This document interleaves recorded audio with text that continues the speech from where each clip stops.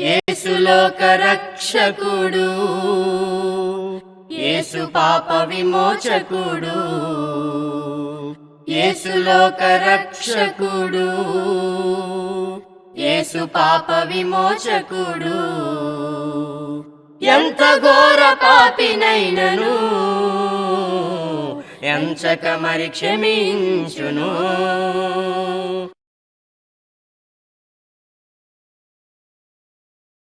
ప్రభునందు ప్రియమైనటువంటి వారు, మీ అందరికీ యేసుక్రీస్తు నామంలో వందనాలు తెలియజేస్తూ ఉన్నాము. దేవుని యొక్క మహా దయను బట్టి, కృపను బట్టి, ఆత్మీయ జీవితమైనటువంటి ఈ కార్యక్రమాల ద్వారా దేవుని గూర్చినటువంటి సంగతులు, దేవుని పిల్లలుగా మనం ఈ లోకంలో జీవించవలసిన సంగతుల్ని నేర్చుకోవడానికి దేవుడు మనకు అనుగ్రహిస్తున్న ఈ మంచి సమయాన్ని బట్టి దేవుణ్ణి స్తుతిస్తూ ఉన్నాను. ఆయన నామమును ప్రకటిస్తూ గణపరుస్తూ ఉన్నాను. ఈ ప్రత్యేకింపబడిన సమయంలో దేవుని యొక్క వాక్యము నుండి మనము కొన్ని విషయాలను మనము ఆలోచన చేద్దాం. పరిశుద్ధ గ్రంథములో దేవుడు మనల్ని ప్రేమించి అనేకమైనటువంటి విషయాలు మనకి గ్రంథములో వ్రాయించారు. ఈ ప్రత్యేకమైన సమయంలో దేవుని యొక్క కుమారులుగా, కుమార్తెలుగా ఈ లోకములో జీవిస్తున్నటువంటి మనము శరీరముతో ఉన్నాము. మానవలోకంలో మానవుల మధ్య జీవిస్తూ ఉన్నాం. మానవునికి కలిగేటువంటి ఆటంకములు, ఇబ్బందులు, శోధనలు, శ్రమలు మనకు కూడా కలుగుతాయి. అయితే శ్రమలను బట్టి మనము కృంగిపోకూడదని దేవుని వాక్యం తెలియజేస్తుంది. శ్రమల్లో, ఇబ్బందుల్లో, ఆటంకాల్లో దేవుణ్ణి ప్రేమిస్తూ, అనగా ఆయన ఆజ్ఞను గైకుంటూ, దేవుణ్ణి ఆరాధిస్తూ, దేవుని ప్రార్థిస్తూ, ఆ ప్రార్థనా జీవితాల ద్వారా విజయాలు పొందుకునేవారుగా మనం ఉండాలని దేవుని వాక్యం మనకి జ్ఞాపకం చేస్తూ ఉంది. శ్రమలను బట్టి మనం కృంగిపోకూడదు. ఇబ్బందులను బట్టి మనం దేవునికి దూరస్తులు కాకూడదు. ప్రతి విషయంలో కూడా దేవునిలో మనము కొనసాగాలనేటువంటి ఉద్దేశాన్ని దేవుడు కలిగి ఉన్నాడు. కనుక దేవుడు మనల్ని సృష్టించినప్పుడే ఆయన యొక్క ఆలోచన విధానం ఎంతో గొప్పగా ఉంటుంది. దేవుడు సృష్టికర్త, మానవుని యొక్క నిర్మాణకుడు. ప్రారంభ మానవుణ్ణి నేలమట్టితో చేసి దేవుడు తన నరుడు జీవించడానికి కావలసినటువంటి జీవాన్ని అనుగ్రహించాడు. కనుక నరుడు జీవాత్మాయుడని గ్రంథంలో మనం చూస్తూ ఉంటాం. అయితే మానవుని దేవుడు సృజించడంలో మరొక భాగం గ్రంథం తెలియజేస్తుంది. అంటే దావీదు భక్తుడు జ్ఞాపకం చేసుకుంటూ ఉన్నాడు.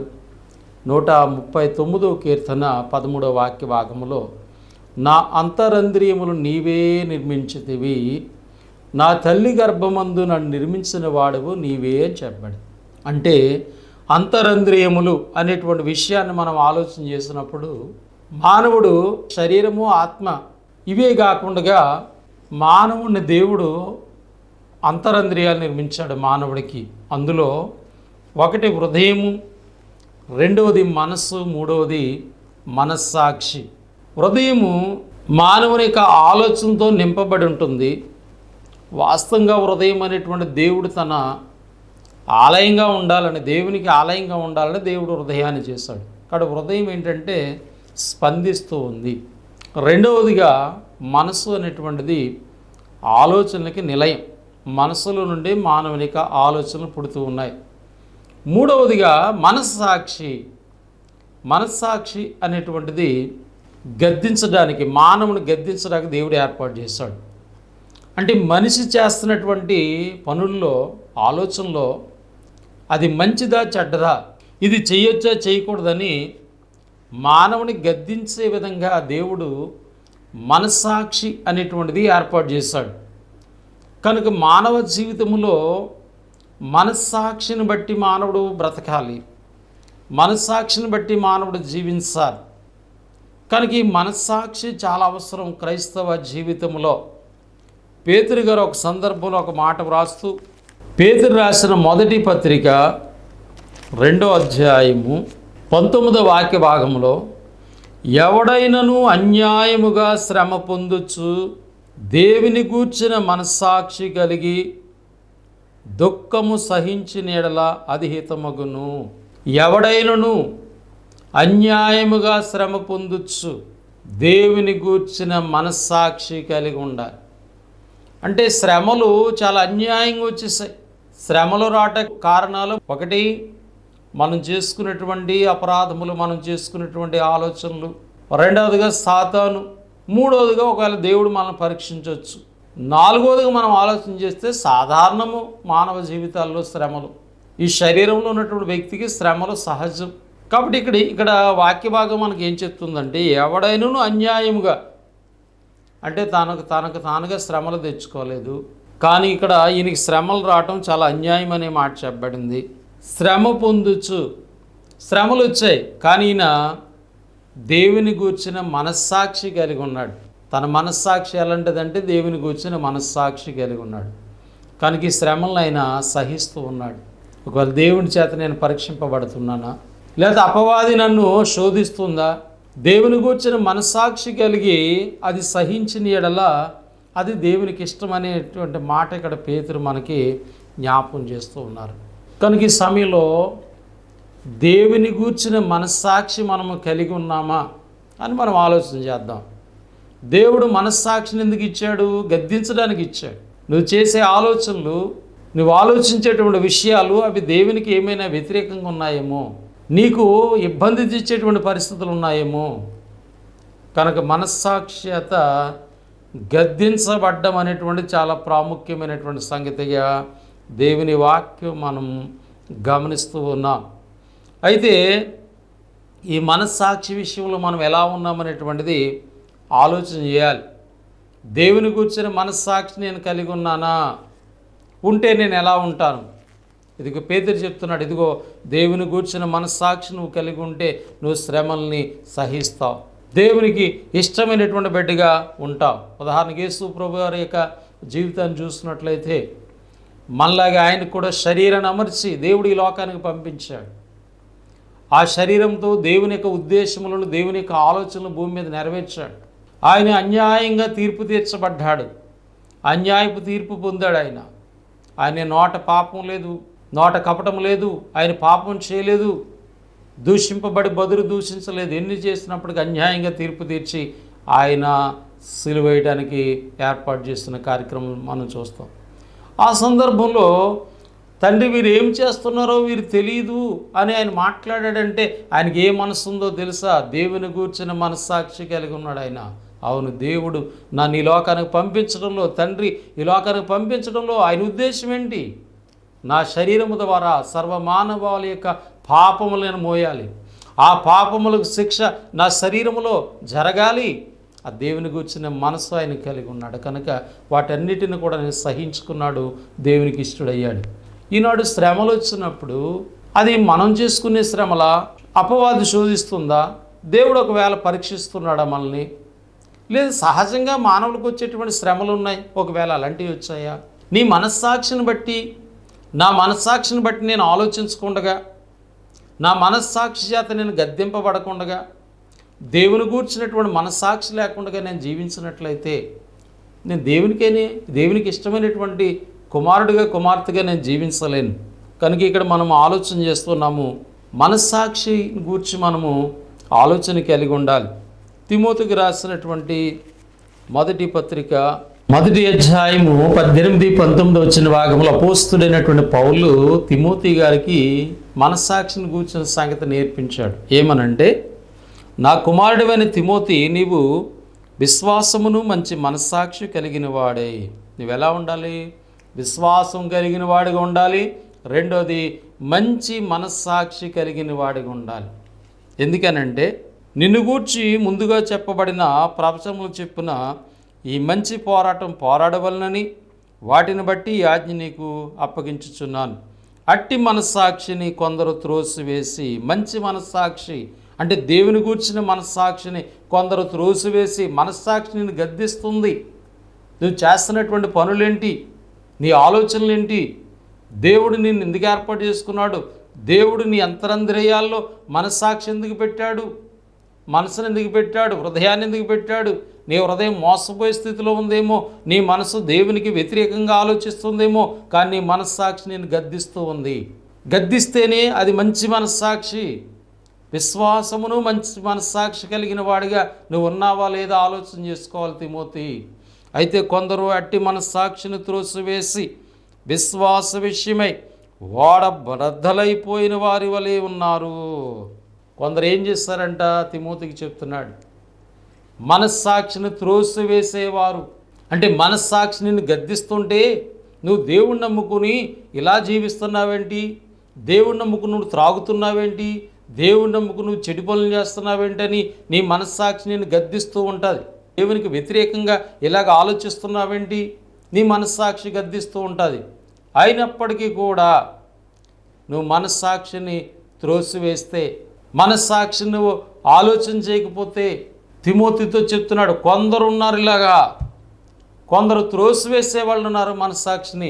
అట్టివారిగా నీవు ఉండకూడదు. నువ్వు మంచి మనస్సాక్షి కలిగిన వాడిగా, విశ్వాసం కలిగిన వాడిగా నీవు ఉండాలి తిమోతి అని పౌలు హెచ్చరిక చేస్తున్నాడు. తిమోతికి రాసిన మొదటి పత్రిక 4వ అధ్యాయము మరి మొదటి 3 వాక్య భాగాలు కూడా చూసినట్లయితే, అయితే కడవరి దినముల్లో కొందరు అబద్ధకుల వేషధారణ వలన మోసపరుచు ఆత్మల యందును దయ్యముల బోధ యందును లక్ష్యముంచి విశ్వాస భ్రష్టులగుదరని ఆత్మ తేటగా చెప్పుచున్నాడు. ఆ అబద్ధికులు వాత వేయబడిన మనస్సాక్షి గల వారై వివాహము నిషేధించుచు. ఈనాడు క్రైస్తవుల్లో వివాహాన్ని నిషేధించే వాళ్ళు కొంతమంది ఉన్నారు. పెళ్లి చేసుకుంటే పాపం అని చెప్పే వాళ్ళు కొంతమంది ఉన్నారు. వాస్తవంగా వాళ్ళు ఎలాంటి వారని గ్రంథం చెప్తుంది, వాత వేయబడిన మనస్సాక్షి. కాబట్టి వాళ్ళందరూ ఎవరంట, వాత వేయబడిన మనస్సాక్షి. వాస్తవంగా వాళ్ళ మనస్సాక్షి గద్దిస్తుంది. దేవుడు నిన్ను ఏర్పాటు చేసుకోవడంలో దేవుని ఉద్దేశం ఏంటో నీకు అర్థం అవ్వాలి. వివాహము అన్ని విషయంలో ఘనమైనదిగా ఉండాలని దేవుడు ఏర్పాటు చేశాడు. కానీ అట్టి వివాహమును కూడా రద్దు చేసేవాళ్ళు, నిషేధించేవాళ్ళు లేకపోలేదు. కాబట్టి వాళ్ళ మనస్సాక్షి ఎలాంటిదని గ్రంథం చెప్తుందంటే వాత వేయబడిన. కాబట్టి తిమోతి, నీ మనస్సాక్షి త్రోసివేసేదిగా ఉండకూడదు, నీ మనస్సాక్షి వాత వేయబడినదిగా ఉండకూడదు. నీ మనస్సాక్షి ఎలాగ ఉండాలంటే మంచి మనస్సాక్షి కలిగిన వాడిగా, విశ్వాస విషయంలో నువ్వు ముందుకు కొనసాగాలి. ఈ మనస్సాక్షి త్రోసివేసిన వాళ్ళ యొక్క విశ్వాసం ఏమైంది, ఓడ బ్రద్దలైపోయింది. ఓడ బ్రద్దలైపోతే ఏమవుతుందండి, మునిగిపోతారు. అట్లానని విశ్వాసిగా మునిగిపోయే పరిస్థితి ఉంది. కనుక ప్రభునందు ప్రియులారా, మనస్సాక్షి అనేటువంటిది క్రైస్తవ జీవితంలో చాలా ప్రాముఖ్యమైనది. అసలు మనిషిగా దేవుడు ఏర్పాటు చేస్తాడు. మనిషి ఒక మంచివాడిగా చెడ్డవాడిగా జీవించే విషయాల్లో తన మనస్సాక్షిత గద్దించబడాలని దేవుని యొక్క ఉద్దేశము. యేసు ప్రభువారు దీని గురించినటువంటి ఒక చక్కటి బోధన చేశారు. ఈ సందర్భంలో మనము జ్ఞాపకం చేసుకుందాం. యోహాను సువార్త 8వ అధ్యాయాన్ని మనం ఆలోచన చేస్తున్నట్లయితే 1 నుంచి 9 వచ్చిన భాగాల్లో యేసు ప్రభువారు భూమి మీద మానవుడిగా జీవించిన దినాల్లో ఉదయకాల సమయంలో ఆయన ఒక స్థలము దగ్గర ఉన్నప్పుడు యేసు ఒలివల కొండకు వెళ్ళెను. తెల్లవారుగానే యేసు తిరిగి దేవాలయంలోకి రాగా ప్రజలందరూ ఆయన ఎద్దకు వచ్చిరు కనుక ఆయన కూర్చుండి వారికి బోధించుచుండెను. యేసు ప్రభువారు దేవాలయం దగ్గర బోధిస్తూ ఉన్నారు. అక్కడికి వ్యభిచారం చేస్తూ పట్టుబడినటువంటి ఒక స్త్రీని తీసుకుని మరి నాయకులు అన్నటి యూదా జనాంగము అట్లానే చిన్నపిల్లలు కూడా వచ్చారని అక్కడ చెప్పబడింది. పిల్లలతో సహా అందరూ వచ్చి ప్రభుని శోధిస్తూ వాళ్ళు అడుగుతున్నారు, ఈ వ్యభిచారం చేస్తుండగా మేము పట్టబడింది, అట్టివాణ్ణి రాళ్ల రువి చంపవలనని ధర్మశాస్త్రంలో మోషే మనకు ఆజ్ఞాపించను, అయిన నీవేమి చెప్పుచున్నావని ఆయన అడిగిరి. ఆయన మీద నేరము మోపవలనని ఆయన శోధించుచు ఇలాగూ అడిగిరి. వాళ్ళ ఉద్దేశం ఏంటి, యేసు ప్రభుని శోధించడానికి, ఆయన మీద నేరం మోపడానికి. మోషే ధర్మశాస్త్రంలో వ్యభిచారం చేసినటువంటి వాడిని రాళ్లతో కొట్టి చంపాలని ఉంది, మీరేం చెప్తారని ప్రభుని వాళ్ళు ప్రభు మీద నేరం మోపటానికి అడుగుతున్నారట. ఏం మోపాలని వాళ్ళు రాళ్ళతో కొట్ట చంపమంటే ఈయన దేవుని కుమారుడు కాదు, చంపేశాడని చెప్తారు. ఒకవేళ రాళ్ళతో కొట్టవద్దనంటే నువ్వు ధర్మశాస్త్రాన్ని పాటించట్లేదు, నువ్వు దేవుని కుమారుడు కాదు అని చెప్తారు వాళ్ళు. కాబట్టి ఏ విధంగా అయినా సరే ఆయన మీద నేరం మోపాలని వాళ్ళు వచ్చారు. కానీ ఆయన అక్కడ మంచి మాటను వాళ్ళకి తెలియజేస్తాడు. 7వ వచన భాగం, వారాయను పట్టువదలక అడుగుచుండగా ఆయన తల ఎత్తి, మీలో పాపము లేనివాడు మొట్టమొదటి ఆమె మీద రాయి వేయవచ్చునని వారితో చెప్పి. ఆయన ఒకే మాట చెప్పాడు, మీలో పాపము లేని వాళ్ళు ఆమె మీద రాయి వేయండి అని చెప్పినప్పుడు మరి 9వ వచ్చిన భాగములు ఈ మాట మనం చూస్తున్నాం. వారు ఆ మాట విని పెద్దవారు మొదలుకొని చిన్నవారు వరకు ఒకని వెంట ఒకడు బయలు వెళ్ళిరి. మీలో పాపము లేనివాడు మొట్టమొదటిగా ఆమె మీద రాయి వేయండి అని చెప్పినప్పుడు పెద్దవారు మొదలుకొని చిన్నవారు వరకు తిరిగి వెళ్ళిపోయారు. వారు ఆ మాట విని అనే సంగతి మనం చూస్తున్నాం. అక్కడ ఒక నెంబర్ వేయబడిన చిన్న నెంబరు మీరు ఆ బైబిల్ క్రింద ఆ ఫుట్ నోట్లో చదవగలిగినట్లయితే అక్కడ ఏముందంటే, మనస్సాక్షి చేత గద్దింపబడిన వారై. వాళ్ళ మనస్సాక్షి ఏం చేసింది? వాళ్ళని గద్దించింది. ఏమని గద్దించింది? నీ జీవితమే పాప జీవితం, నువ్వు ఇతరులు ఏం చేస్తున్నావు? తృణీకరిస్తున్నావు. ఇతరులు ఏం చేస్తున్నావు? వాళ్ళు పాపం చేశారని వాళ్ళని రాళ్ళు వేసి కొట్టాలని అడుగుతున్నారు. కాబట్టి వాళ్ళ మనస్సాక్షి గద్దించింది. ఆ మనస్సాక్షిత గద్దింపబడిన వారై వాళ్ళ స్థితి ఏంటో వాళ్ళకి అర్థమయ్యి వాళ్ళు వెళ్ళిపోయారు. అక్కడ చిన్నపిల్లలు కూడా వెళ్ళిపోయారని చెప్పబడింది. అంటే చిన్నపిల్లలు కూడా ఏం చేస్తుంది? మనస్సాక్షి గద్దిస్తుంది. కానీ ఈనాడు యేసుప్రభు నమ్మినటువంటి మన జీవితాల్లో ఒక దైవజనుడిగా లేదా ఒక విశ్వాసిగా నీ మనస్సాక్షిని గద్దిస్తుందా?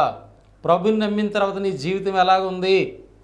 చెడు ఆలోచనలు కలిగి, చెడు తలంపులు కలిగి, చెడు జీవితాలు కలిగి జీవిస్తూ మేము దేవుళ్ళో ఉన్నాము అని అనుకుంటున్నాం. మనం మోసపోతూ ఉన్నాం. ఎందుకనంటే నీ మనస్సాక్షి నీకు గద్దించే విధంగా ఉందా?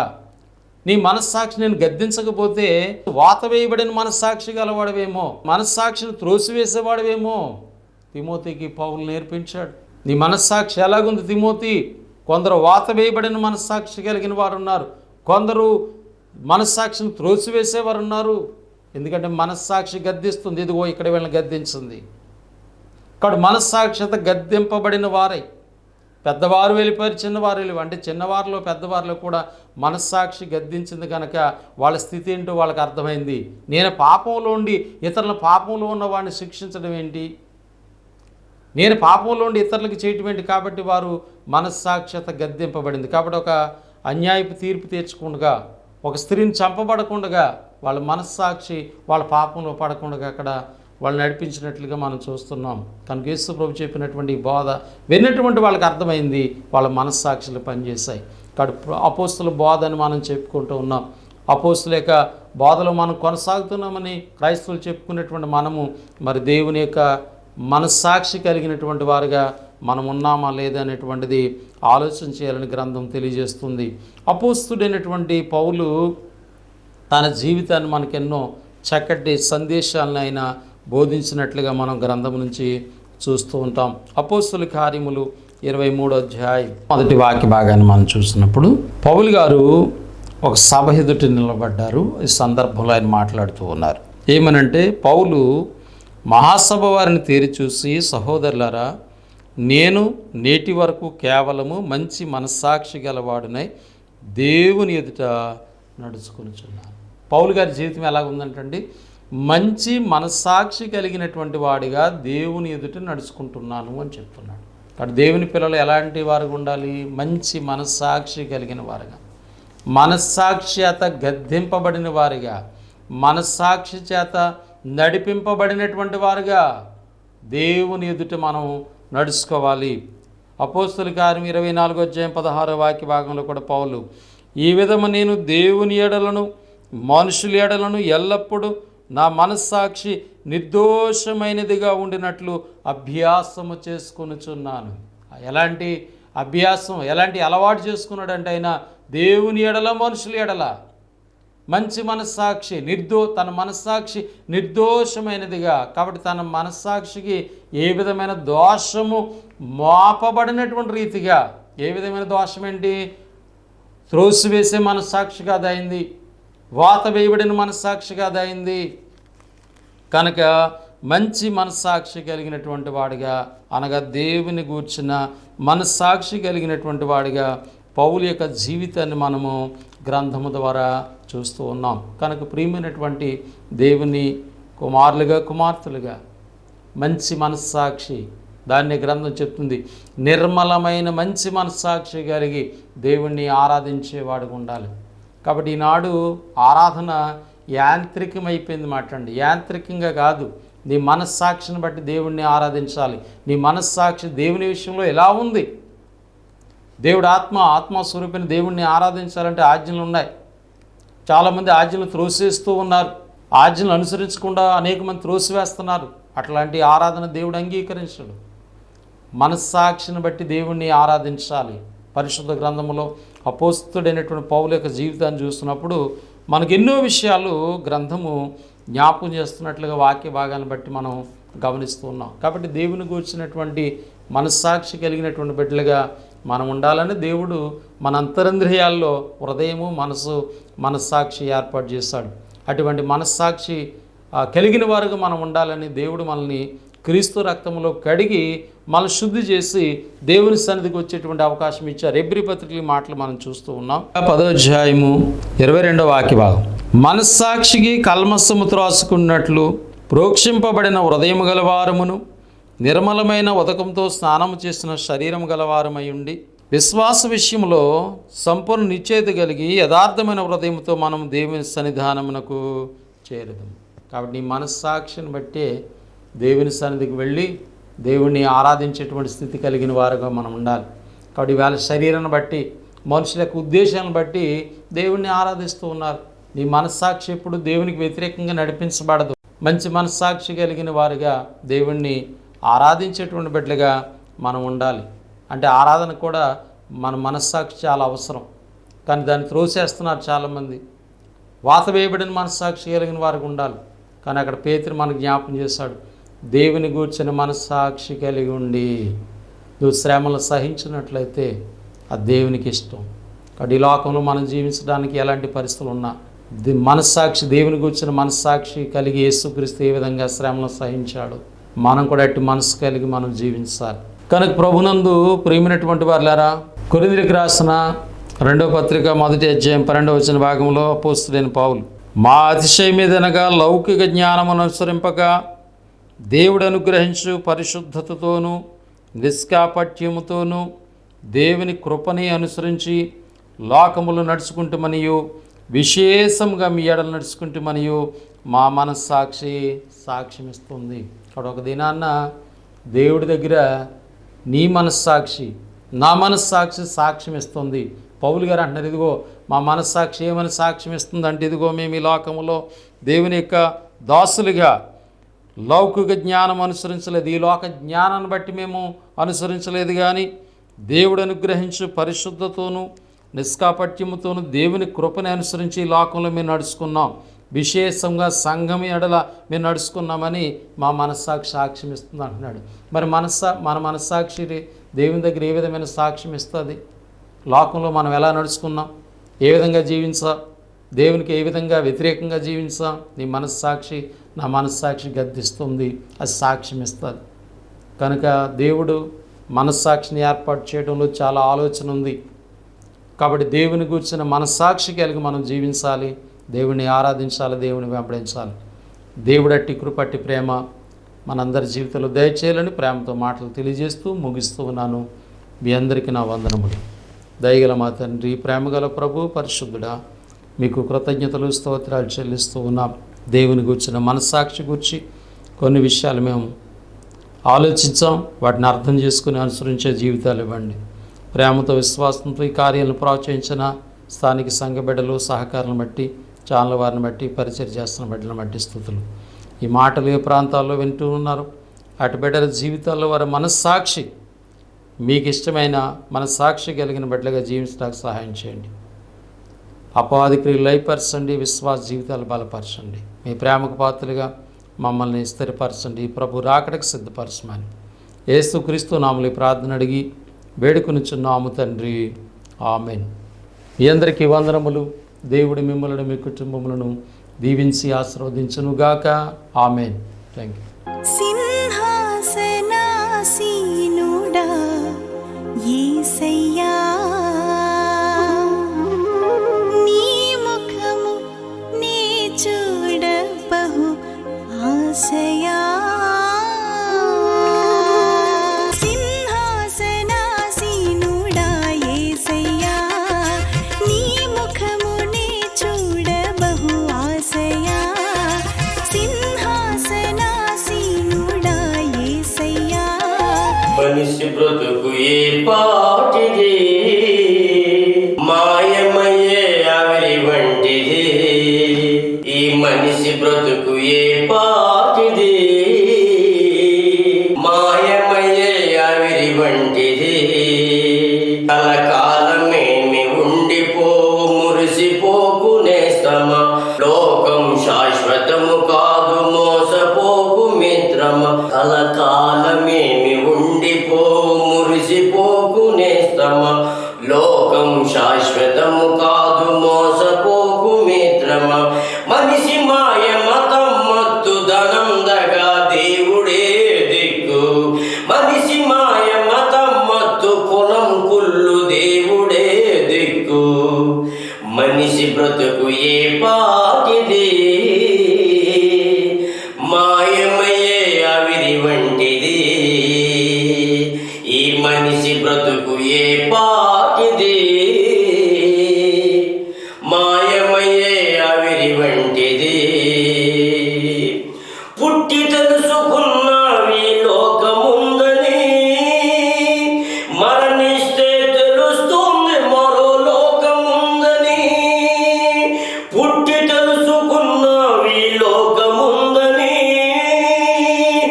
మరణిస్తే తెలుస్తుంది మరో లోకముందని. పుట్టుక చావుల మధ్య జీవిత పయనంలో పరమ తండ్రి చిత్తమెరిగి నడచుటే మానవ ధర్మం. పుట్టుక చావుల మధ్య జీవిత పయనంలో పరమ తండ్రి చిత్తమెరిగి నడచుటే మానవ ధర్మం. మనిషి బ్రతుకు ఏ పాటిది, మాయమయ్యే ఆవిరి వంటిది. ఈ మనిషి బ్రతుకు ఏ పాటిది, మాయమయ్యే ఆవిరి వంటిది. కలకాలమేమి ఉండిపోవు మురిసిపోకు నేస్తమా, లోకం శాశ్వతము కాదు మోసపోకు మిత్రమా. మనిషి మాయ మతం మత్తు ధనం దగా దేవుడే దిక్కు, మనిషి మాయ మతం మత్తు కులం కుళ్ళు దేవుడే దిక్కు. మనిషి బ్రతుకు ఏ పాటిది, మాయమయ్యే ఆవిరి వంటిది. ఈ మనిషి బ్రతుకు ఏ పాటిది, మాయమయ్యే ఆవిరి వంటిది. మొన్నైనది మరల మట్టికి చేరును, ఆత్మ తాను దయచేసిన తండ్రి కడకు చేరాలి. మొన్నైనది మరల మట్టికి చేరును, ఆత్మ తాను దయచేసిన తండ్రి కడకు చేరాలి. శరీరానుసారులైతే ముందు గతి నరకమే, ఆత్మానుసారులకే పరలోక భాగ్యము. శరీరానుసారులైతే ముందు గతి నరకమే, ఆత్మానుసారులకే పరలోక రాజ్యము, పరలోక రాజ్యము. మనిషి బ్రతుకు ఏ పాటిది, మాయమయ్యే ఆవిరి వంటిది. ఈ మనిషి బ్రతుకు ఏ పాటిది, మాయమయ్యే ఆవిరి వంటిది.